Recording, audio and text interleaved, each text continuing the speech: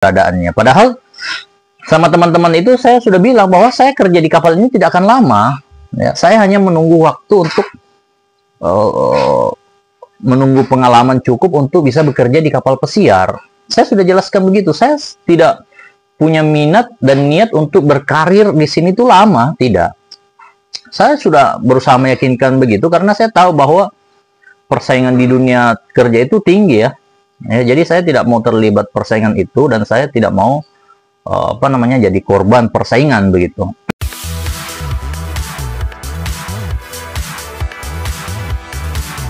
Assalamualaikum warahmatullahi wabarakatuh, sahabat YouTube, sahabat Matahari dari Barat. Apa kabar kalian semua? Mudah-mudahan senantiasa sehat selalu, bahagia dengan keluarga dan banyak rezeki. Amin.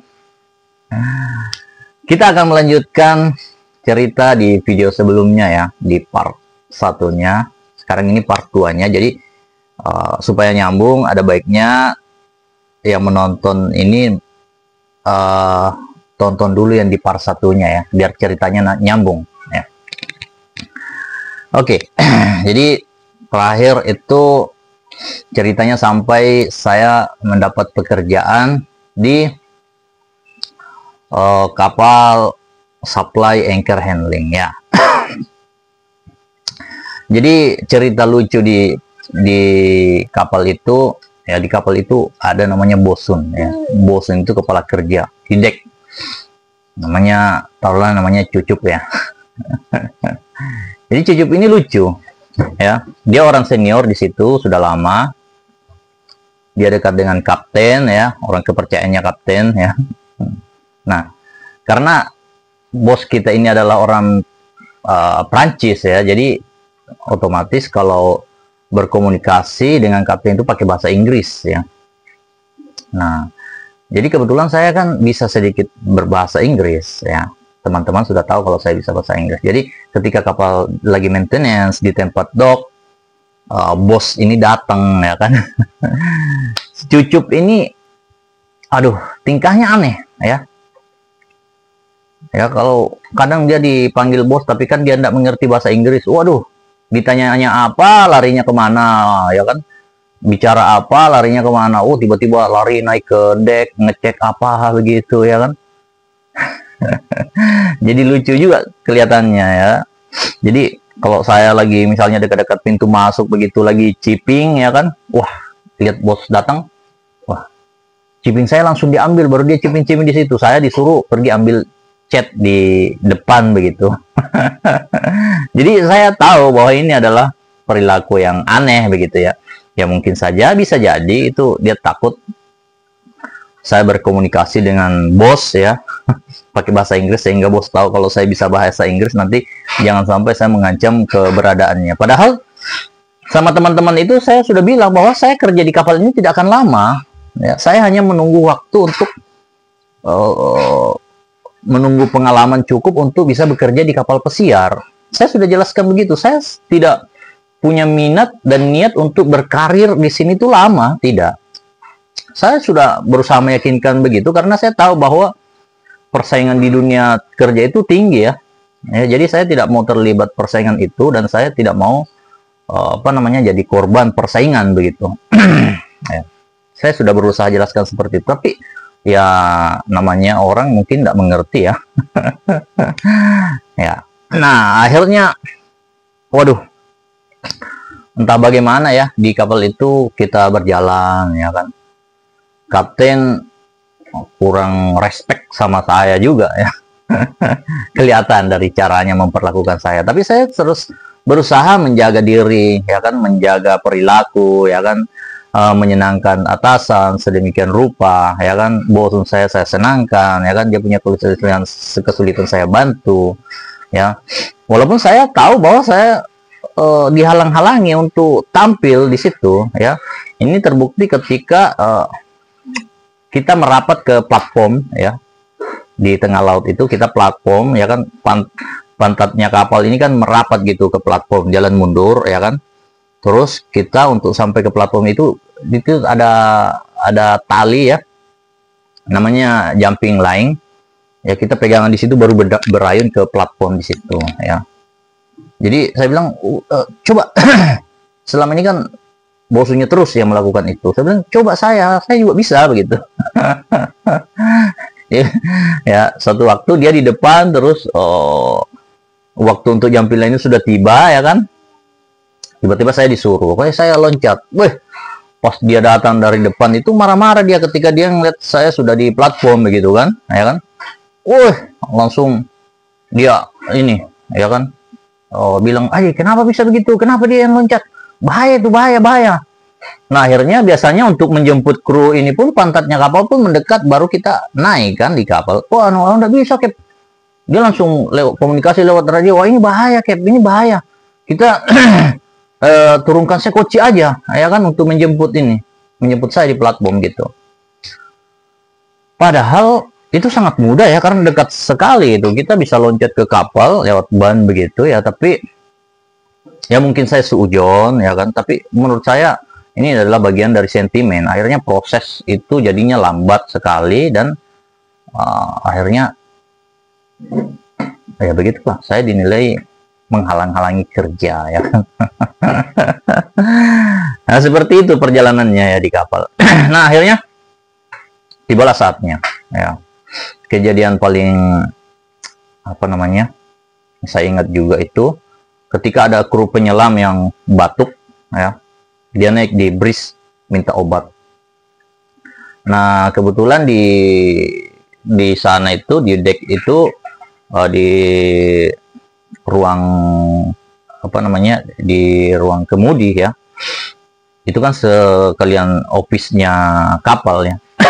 Jadi situ ada obat dalam bentuk permen ya, permen tapi obat batuk.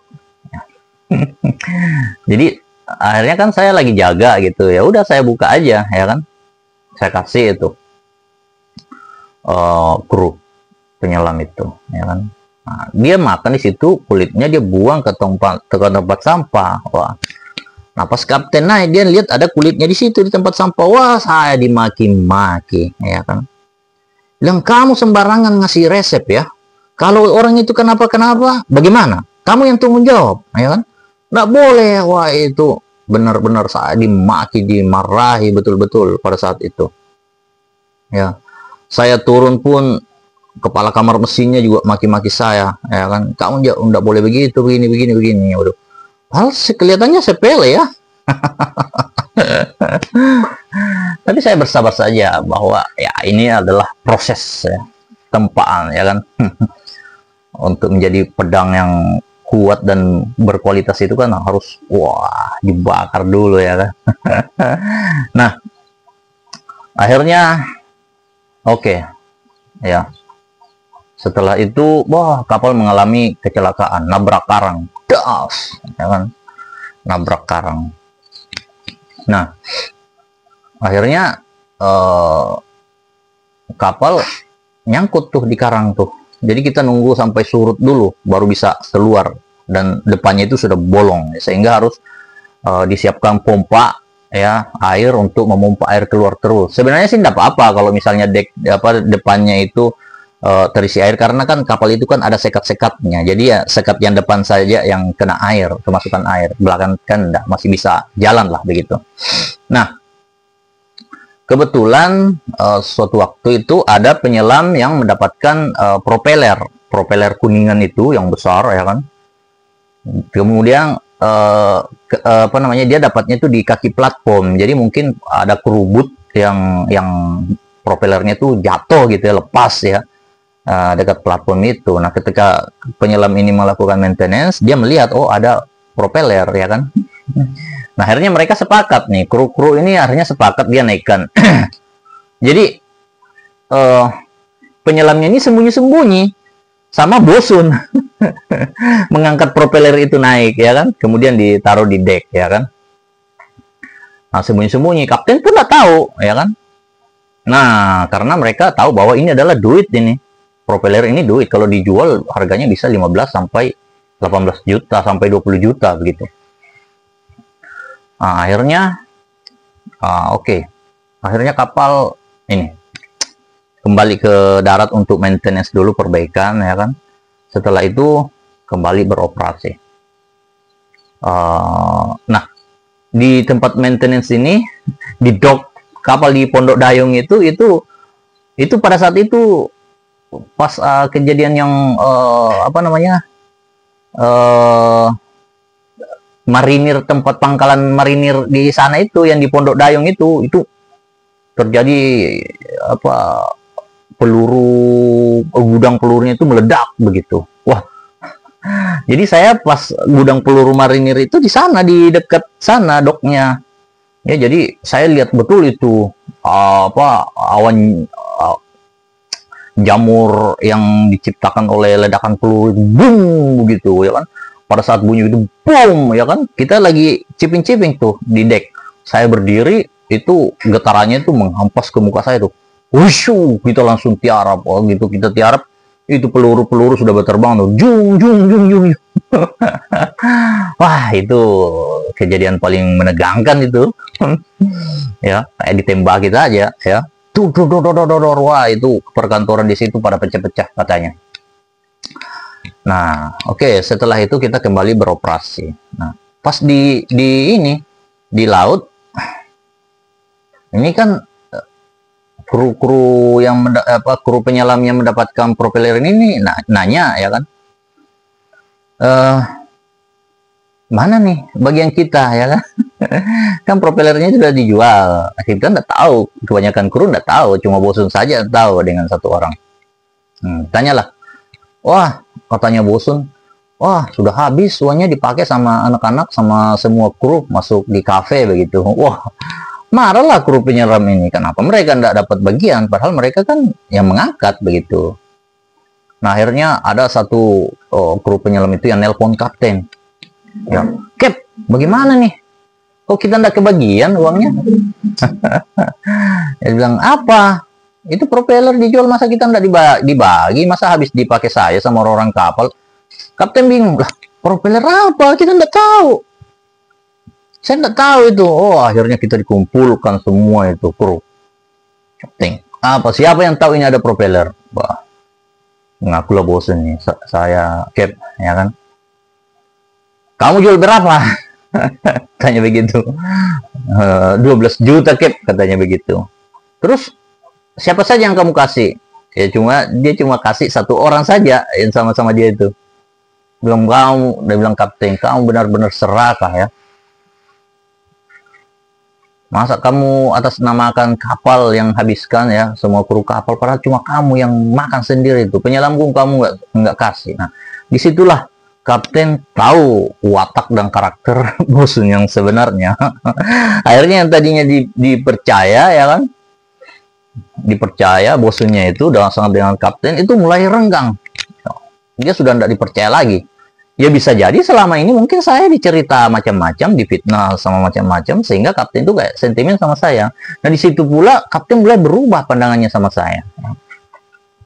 Mulailah dia nanya-nanya, bagaimana bosun selama ini kerja kalian? Ya kita cerita apa adanya lah, begini. Mungkin kru-kru pada diam karena kan dia dekat dengan kapten ya gitu kan. Nah, akhirnya mulai berubahlah pandangan kapten pada saat ini. Wah, kebetulan kita sudah mau selesai operasi, ya kapal mau kembali ke dock, dan kebetulan ada pergantian jangkar. Pergantian jangkar, nah itu lumayan panjangnya itu, ada 15 segel, satu segel itu kan panjangnya sekitar 27,5 ya, 27 meter, 5 satu segel itu ya. Nah, jadi ada 2 truk itu. Saya yang dipercaya untuk mencari madura pembeli besi yang di Tanjung Priok gitu sama kapten Faisal ya kan, kamu pergi ya kan cari pembeli besi. Saya cari dapatlah itu pembeli besi. Akhirnya ketika laku sekitar 40 jutaan lah pada saat itu. Dibagi rata ya, sama kapten. Wah, senang gitu semua ya kan. Nah, di situ. Nah, kebetulan karena kapal itu juga sudah selesai kontrak, ya akhirnya terjadi pengurangan kru. Ya, terus kita kru dipulangkan dulu untuk sementara. Ya, nanti ada kontrak baru untuk kapal baru mungkin kita dipanggil lagi ya. Nah, akhirnya saya bilang sama bosun, wah, ini sebaiknya kita minta tiket untuk pulang nih. Ya, teman-teman kan banyak yang dari Sulawesi. Bosunnya bilang apa? Sepanjang sejarah di sini belum pernah ada itu yang dibelikan tiket kalau mau pulang begitu.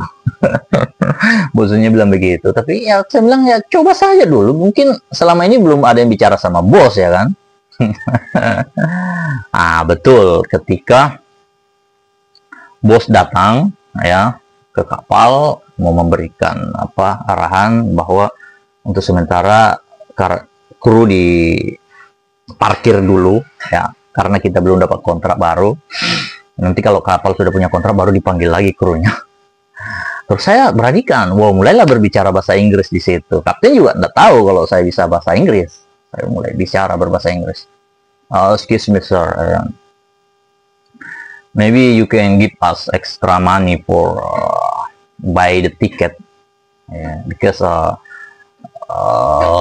couple of us come from Celebes, so we need ticket to going home. Terus yang punya kapal itu si bosnya bilang, oke, how much money?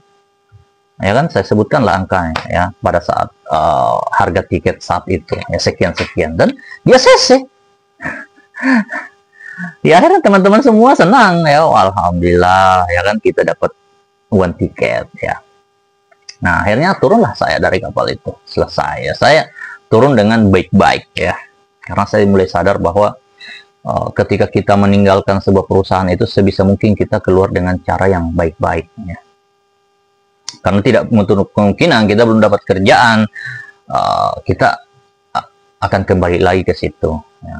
Nah jadi akhirnya saya ketika turun itu mulai menganggur lagi dan saya beberapa kali melamar lagi ke perusahaan kapal pesiar. Nah, saya datang lagi ke perusahaan kapal pesiar yang pernah saya datangi itu untuk yang ke-6 kalinya. Jadi setiap saya turun kapal itu saya datang terus ya. Saya datang terus. Jadi pengalaman dan ilmu saya semakin bertambah setiap saya datang interview, dapat lagi ilmunya. Oh, ini pertanyaan interviewnya. Setiap saya datang melamar, turun kapal, datang lagi melamar di kapal pesiar. Nah, sampai 6 kali saya datang, ya, alhamdulillah. Ke-6 kalinya ini saya diterima. Ketika interview, sudah lolos interview dan diterima. Kita ikut marlin test dulu di perusahaan itu ya. Terus kita mengikuti persyaratannya segala macam. Dan akhirnya diterima. Butuh proses sekitar 2 bulan lah ya, urus macam-macam, visa ya, SKC ngurus visa, terus medical ya,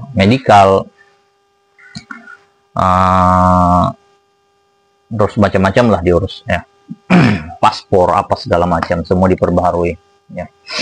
Nah akhirnya dapatlah tiket. Nah akhirnya berangkatlah saya ke kapal pesiar yang ada di Australia. Saya berangkat sendiri. Bayangkan, ini pengalaman pertama ke luar negeri pakai pesawat dan saya berangkat sendiri ya. Jadi saya berangkat ke Singapura. Wah, di Singapura itu kan banyak ininya ya, banyak gate-gate-nya ya. Kalau orang yang sudah sering ya enggak apa-apa, tapi kalau bagi orang yang baru, waduh, bingungnya minta ampun, apalagi dengan bahasa Inggris yang pas-pasan ya.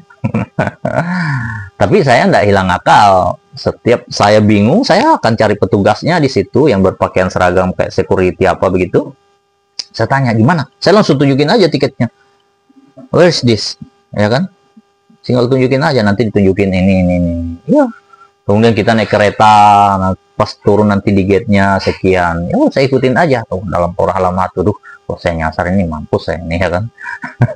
Duit untuk kembali beli tiket pulang pun nggak ada, betul-betul ya kan. Nah, akhirnya kita transit di Singapura, dari Jakarta ke Singapura, terus dari Singapura langsung ke Brisbane pada saat itu ya. On port-nya di Brisbane, Australia. Nah, disitulah pertama kali saya naik kapal pesiar di Brisbane itu ya. Nah Jadi mulailah aktivitas saya bekerja di hari pertama ya. Saya ketemu dengan second bosun ya kan, diantar ya. Nah, pas kita setiap hari kan, setiap pagi kan kita ke Bosun Store untuk menerima orderan pekerjaan. Kalau kapal lagi sandar maupun jalan itu kita tetap harus kerja ya. Jadi pekerjaannya beda ya. Kalau misalnya kita mau sandar itu kan kita kerjanya ikat-ikat tali apa segala macam. Nah, terus kalau kapal lagi jalan ya kita maintenance lah, ngecat, keeping segala macam. Ya, semuanya tetap kerja setiap harinya. Nah, ketika pertama saya bekerja itu briefing di Bosun Store, itu saya bingung dikasih orderan karena dalam bahasa Inggris. Bosunnya orang Bulgaria. Ya, tapi untungnya mungkin di situ ada ya malaikat berwujud manusia lah kalau menurut saya. Ada orang Filipin namanya Jonathan. Dia dengarkan orderan yang saya terima itu, terus setelah kita selesai briefing dia nyamperin saya. Dia nanya dalam bahasa Inggris, Do you know the order? Saya bilang, no really understand. Aku bilang begitu kan. Saya tidak terlalu mengerti. Oke, follow me. Dia bilang gitu. Ikut saya. Bilang, oke. Saya ikut dia. Dia bawa saya ke peralatan, bahwa peralatan yang kau butuhkan ini ya. Ya, you take this. Bring this. Baru saya bawa ke tempat area kerja saya yang sesuai dengan orderannya Bosun tadi itu. Baru dia bilang, oke, kamu kerjakan di sini, keeping ini, bersihkan. Oke. Nanti setelah selesai nanti ya udah bersihkan, baru kita kembali lagi ke Bosun Store begitu. Nah, jadi rupanya si orang Filipin ini menyimak begitu loh orderan saya. Dia menyimak orderan saya. Dan dia mengarahkan saya ini. Waduh, dalam hati saya, alhamdulillah banget ya. Ada orang yang tulus mau memperhatikan kita begitu. Orang Filipina, dia kru baru juga, biasa. Namanya Jonathan. Nah, akhirnya berjalanlah waktu. Ya, berjalanlah waktu. 2 bulan lebih saya di situ bekerja. Ada kru yang mau pulang, ya kebetulan jurumudi yang mau pulang. Ya. Nah itu kan saya sebelumnya pernah ceritakan ya, bahwa saya berdoa dengan teman-teman itu, ya Allah, ya kan, mudah-mudahan kami berempat ini bisa jadi jurumudi begitu. Ya. Saya sudah ceritakan di situ sampai ada teman saya nyeletuk, wah kalau kamu begitu jilatin dulu pantatnya Sekin Bosun. Waduh, seperti itu. Nah, ternyata doa kami itu diijabah ya. Teman saya yang 3 orang itu duluan mendapat pelatihan jurumudi. Kemudian setelah itu mereka pulang karena selesai kontrak dan sudah dapat sertifikat jurumudi. Kemudian saya, karena kebetulan ada kru yang pulang, ya Bosun nawarin, ada yang mau jadi jurumudi nggak? Saya angkat tangan, walaupun saya baru 2 bulan lebih ya udah hampir 3 bulan. Terus wah, dibilang Bosun, jangan, kamu nggak usah dulu, yang lain saja, ini yang GP1 yang sudah senior, ada yang sudah 7 tahun 10 tahun ditawarin, nggak ada yang mau angkat tangan. Akhirnya Bosun itu bilang, kamu udah berapa bulan? Saya, ya hampir 3 bulan lah bos. Oke, nggak apa-apa, kamu besok ke BRIS langsung training untuk steering.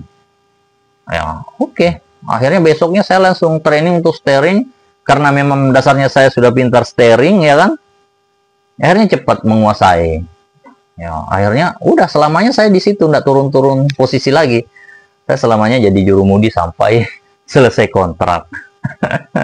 Nah, teman saya akhirnya kontrak berikutnya yang 4 orang itu semuanya jadi jurumudi juga. Ya. Nah, itulah keberuntungan yang saya dapatkan. Nah, si Jonathan ini ya waktu itu masih GP2 sama kayak saya.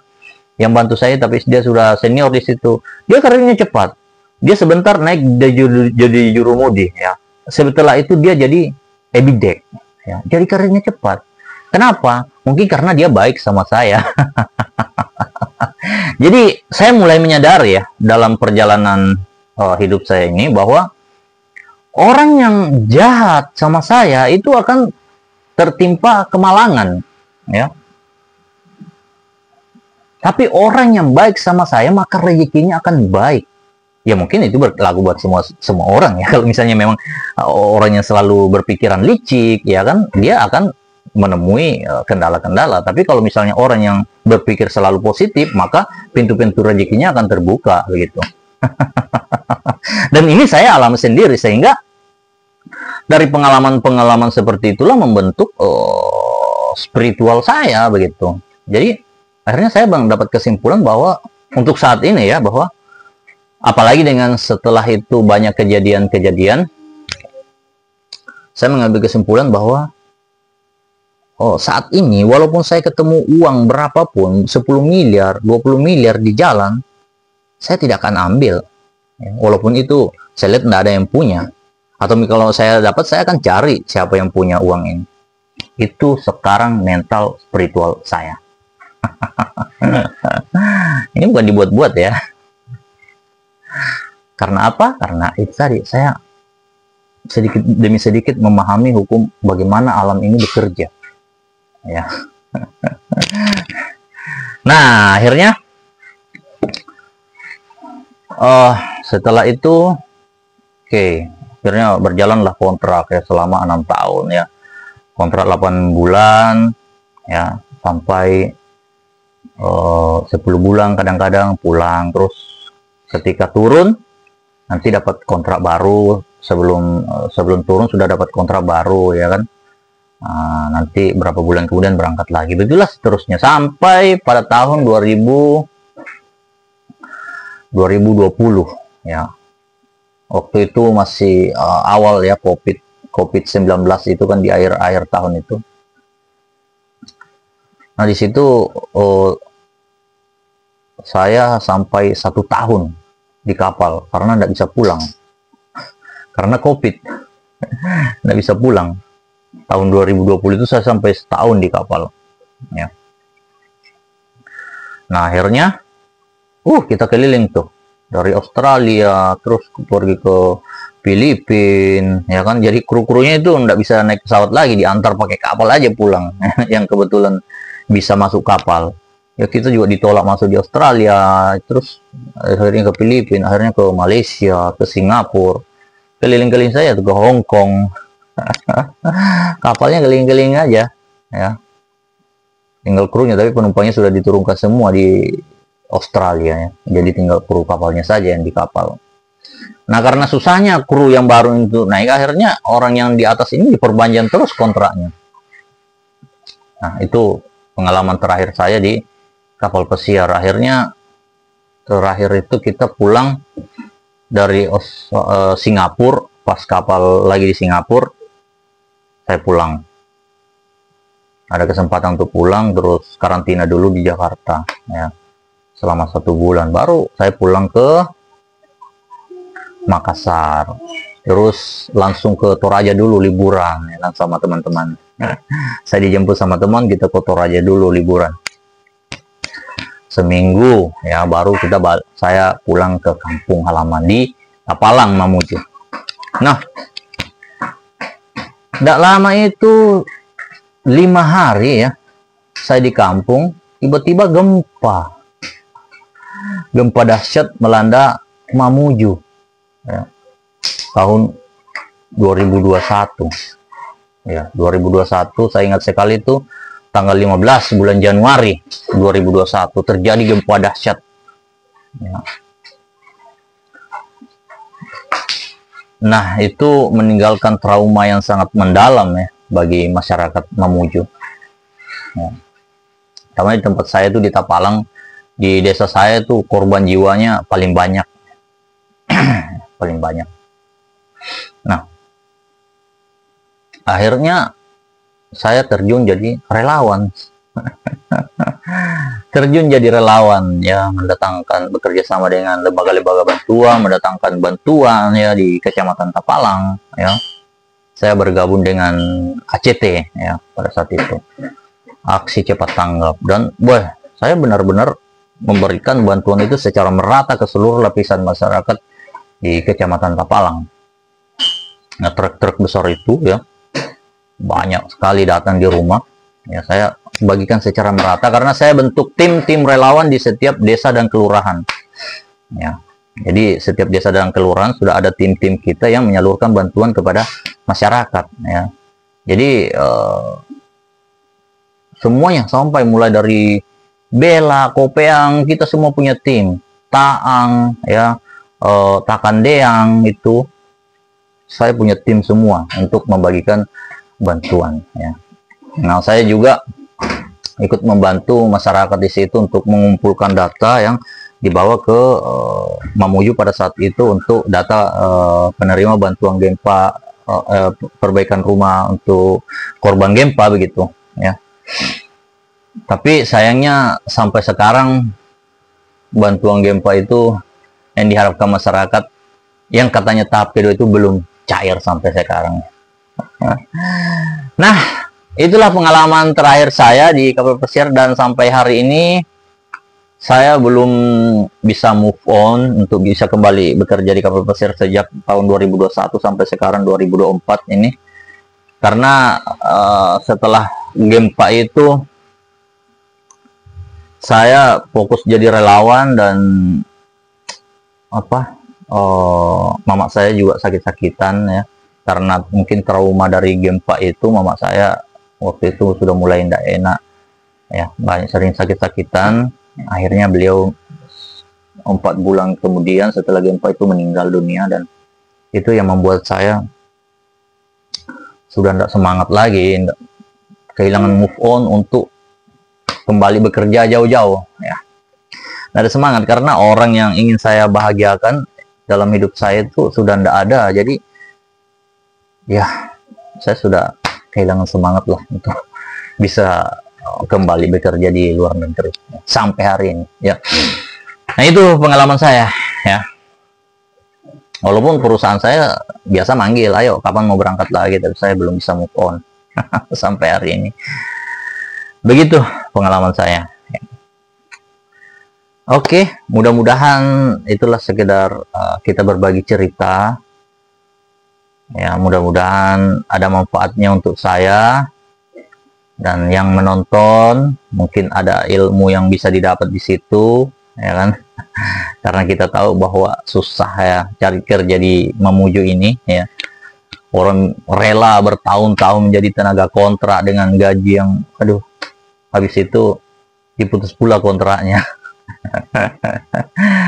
Ya, jadi kalau misalnya generasi-generasi Mamuju ada yang berminat untuk bekerja di kapal pesiar ya, bisa datang konsultasi sama saya. Bagaimana caranya? Nanti saya akan kasih tahu caranya ya. Tapi bertahap, berproses, nggak bisa instan ya. Oke, Matahari dari Barat. Assalamualaikum warahmatullahi wabarakatuh.